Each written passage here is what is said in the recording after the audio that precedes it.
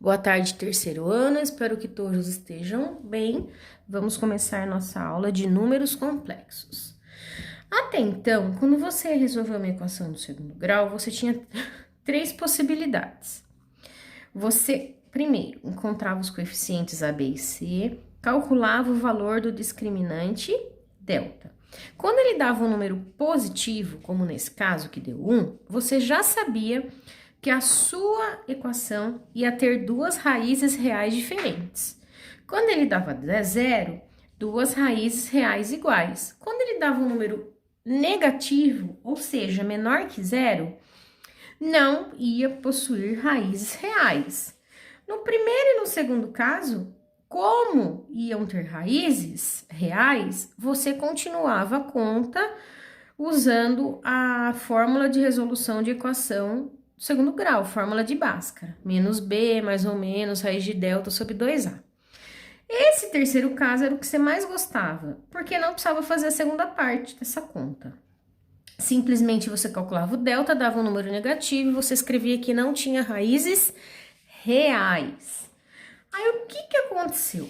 Os matemáticos, engenheiros, físicos, cientistas, astrônomos, eles se depararam com contas que eles tinham que chegar num resultado em que eles tinham uma raiz quadrada de número negativo.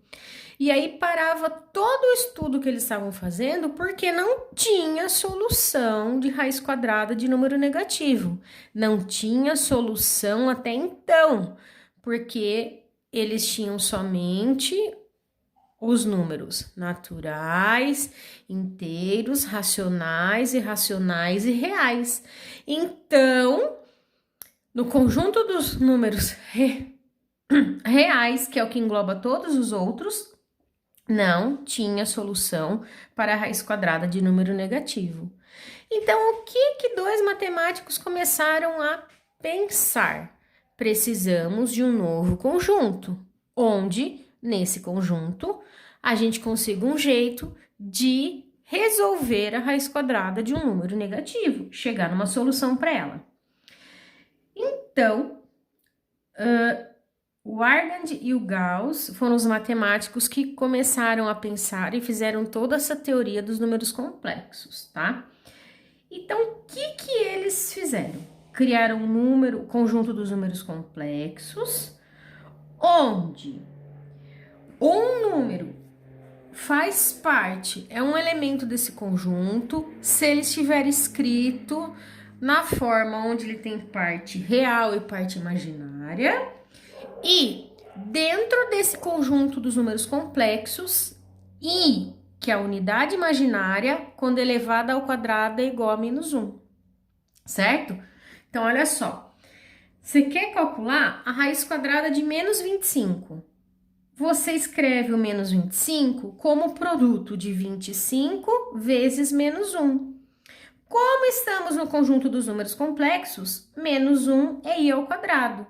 E agora você resolve o seu problema, sumiu o seu número negativo. Ele tornou-se um i elevado ao quadrado. Que quando eu tiro fora dessa raiz, 5 vezes 5 é 25, para mim ter i ao quadrado, eu pego o i e multiplico por ele mesmo. Então, a raiz quadrada de menos 25 no conjunto dos números complexos é igual a 5i, certo? Porque no conjunto dos números complexos, i ao quadrado é igual a menos 1. Bom, então, um número complexo é escrito na forma algébrica quando, primeiro a gente representa ele pela letra Z, e ele tem parte real e parte imaginária. Óbvio, olha o que tá falando, parte imaginária.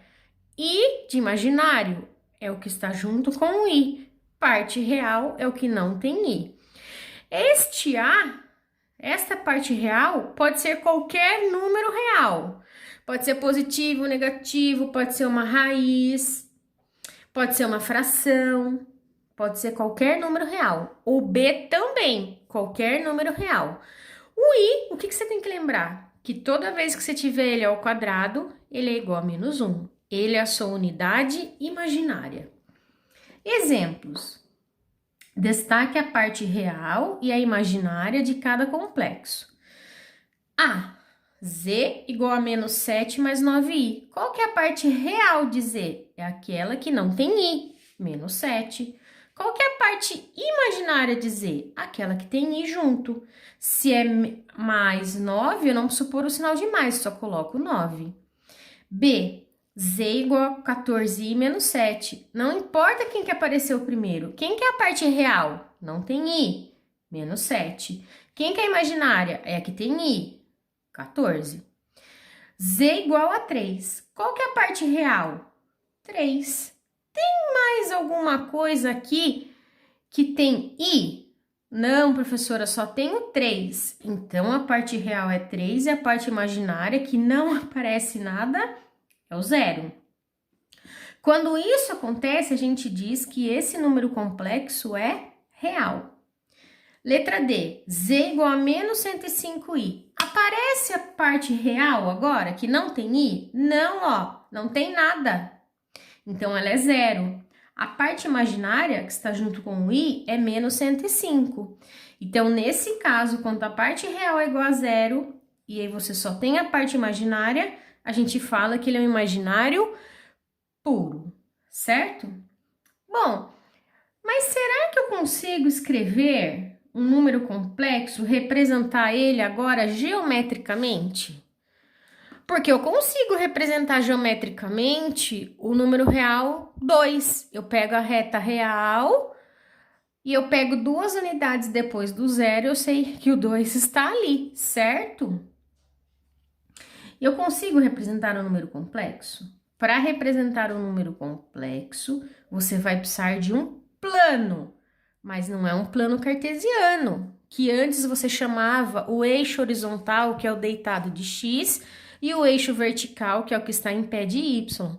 Agora você vai ter um plano de Argand-Gauss, onde o eixo horizontal corresponde à parte real e o eixo vertical corresponde à parte imaginária. Exemplo. Represente os seguintes números complexos geometricamente. A, B, C, D e F. Primeira coisa que você vai fazer, do mesmo jeito que você fazia o outro plano.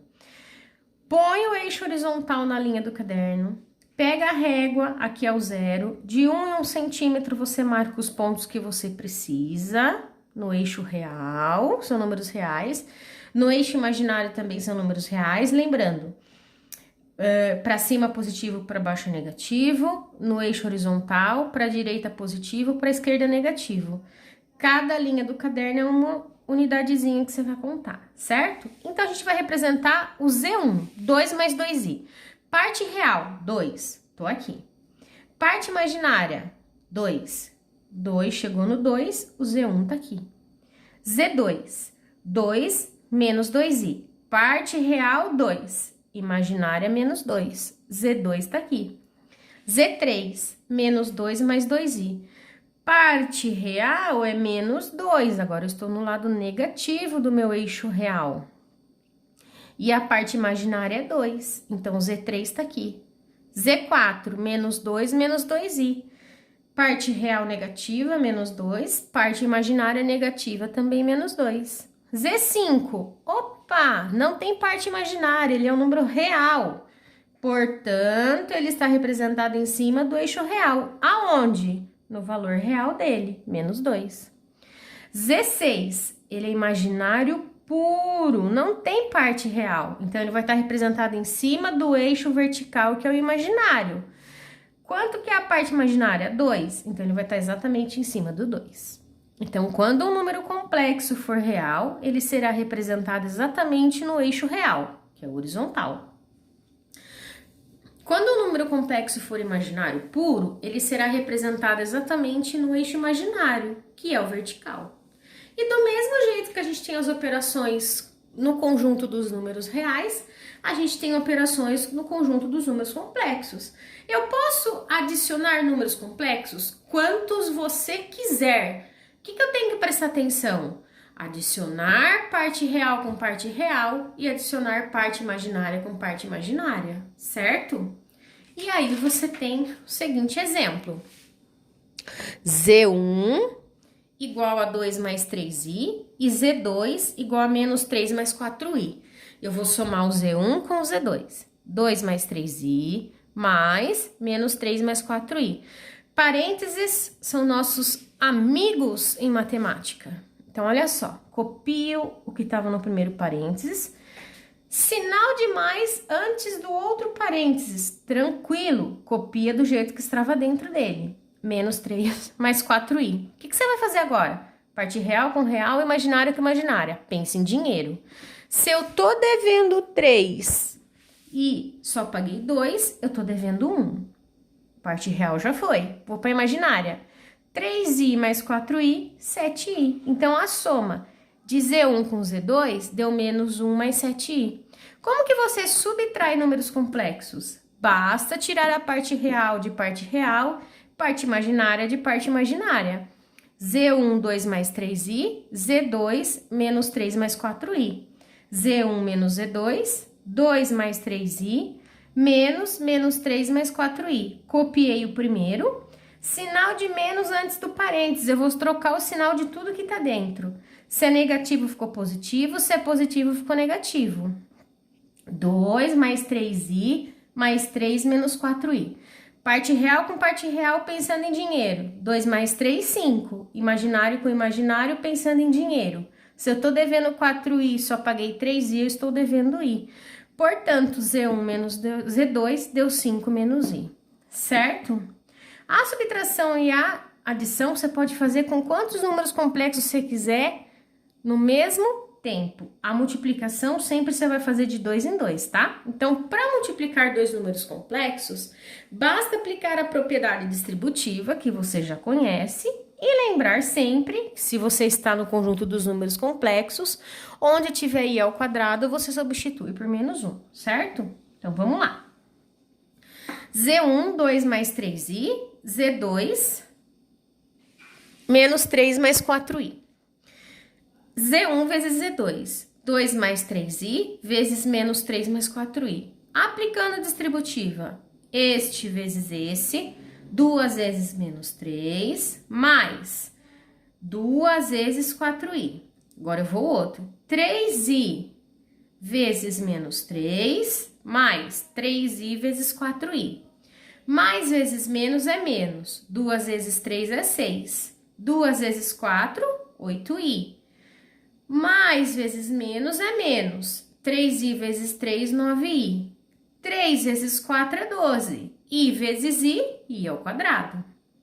Menos 6 mais 8i, menos 9i, mais 12 vezes, porque entre o número e a letra é uma multiplicação. Como estou no número complexo, conjunto dos números complexos, i ao quadrado é menos 1. Então, vai ficar menos 6 mais 8i, menos 9i, menos 12. Por quê? Mais vezes menos é menos, 12 vezes 1 é 12. Gente, se você quiser daqui vir direto para cá, tranquilo. 2 vezes menos 3 deu menos 6, 2 vezes 4i, 8i, menos 3i vezes menos 3, menos 9i, 3i mais 4i, 12i. Aí você lembra de substituir, então você chegaria aqui, tá vendo, ó? Aí você substitui o i ao quadrado por menos 1, dá menos 12. Aí, ó, tô devendo 12, tô devendo 6, tô devendo 18. Menos 9i, tô devendo 9, paguei só 8, fiquei devendo i. Então, é menos 18 menos i. E também você pode ter as potências de i. Basta lembrar que i ao quadrado é sempre igual a menos 1, porque você está no conjunto dos números complexos, e que o produto de potências de mesma base, como que você faz? Você conserva a base e soma os expoentes. A gente vai pegar o outro sentido disso. Que se eu tenho um i elevado a 5, como que eu escrevo ele como potências de mesma base com expoente 2? Por que 2, professora? Porque eu sei que i ao quadrado é igual a menos 1. Então, 5 eu posso escrever como 2 mais 2 mais 1, que você não precisa pôr, né? Então, você só põe o i. Aí, quanto que é i ao quadrado? Menos 1. Quanto que é i ao quadrado? Menos 1. E o i elevado a 1, que é i. Menos vezes menos é mais, vezes mais, mais. 1 vezes 1 é 1, vezes i, deu i. I elevado a 3 mais I elevado a 5 menos I elevado a 4. O 3 é 2 mais 1, mais 5, I elevado a 2, I elevado a 2 e o I. Menos I elevado a 4 é I elevado a 2 vezes I elevado a 2. Esse é menos 1, esse continua aí, menos 1, I, menos I ao quadrado é menos 1, I ao quadrado é menos 1. Menos 1 vezes I é menos 1, menos vezes menos é mais, vezes I dá mais I, menos 1 vezes menos 1 é 1, menos I mais I, menos antes de um parênteses, troca o sinal do que tá dentro, que é positivo ficou negativo. Se eu tinha I, gastei I, só me sobrou o menos 1. Terceiro ano, eu espero que todos estejam bem, na medida do possível em casa, se protegendo e protegendo aos outros. Muita saudade de vocês e até a próxima aula.